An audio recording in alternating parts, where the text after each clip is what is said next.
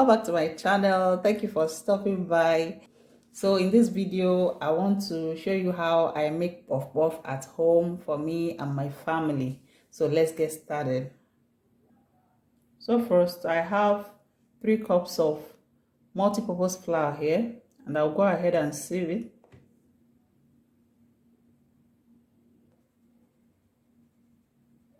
So I'm through sieving it now. I add in half cup of sugar. You can add sugar to your taste. I add in 1.5 teaspoon of active yeast and a pinch of salt. I want the salt to go and meet the sugar. So I mix my dry ingredients. We all know that yeast will help your puff puff to rise to properly. So we mix them in properly.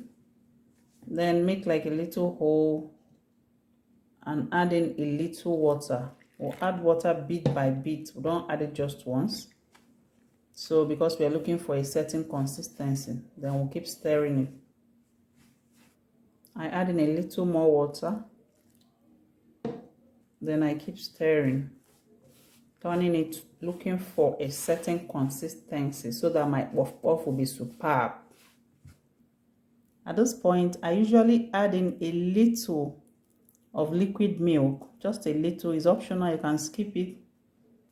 So I keep stirring it in.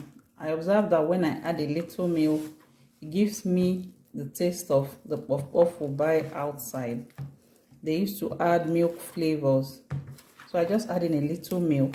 Still stirring it.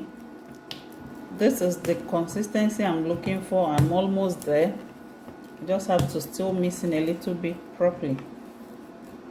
So this is the consistency I'm looking for.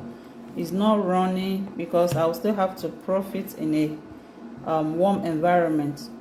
Remember that the water we use and the milk are warm, especially the water. It's warm water, not cold water. So at this point, I set my spatula aside. I need to cover this batter in an airtight condition. So I'm using my plastic bag to cover it. Then I use my rubber ring to run it round. I'm using the plastic bag and the rubber ring to make it airtight. You can also use your film or foil paper, but this is what I'm using today, the plastic bag and the rubber ring. So now it's airtight. So I cover with my tablecloth and put it right in the oven. The oven is turned off, remember, just in a warm place. And I'll check it back in 45 minutes. Our batter is right out of the oven right now. So let's go in to check. So you see our dough has doubled in size. As you can see those bubbles. That's what will make the puff puff the puff puff. So when you get it out from the oven like this and it doesn't rise like this, that means your yeast didn't work. You probably might have to discard it and get an active yeast. So let's get straight into frying the puff puff. So my oil has been on heat. I like using my pot for my puff puff. I don't like using the pan so that the oil doesn't splash out.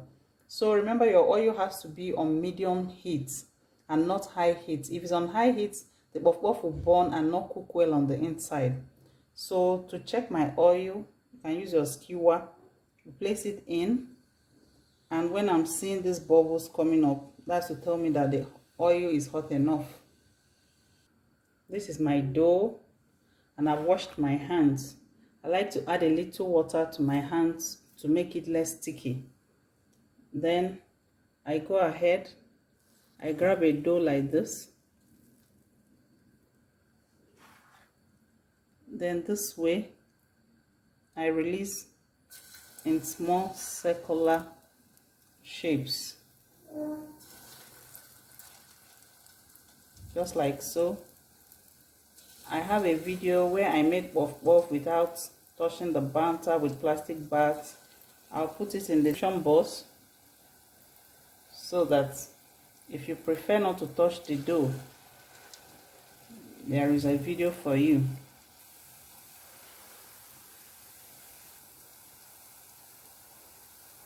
You can see that some of them are turning by themselves.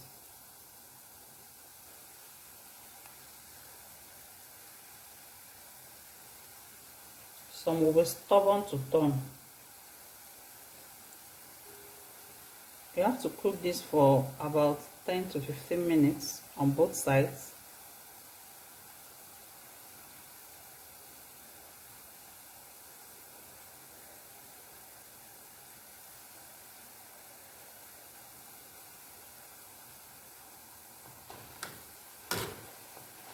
This puff is ready now.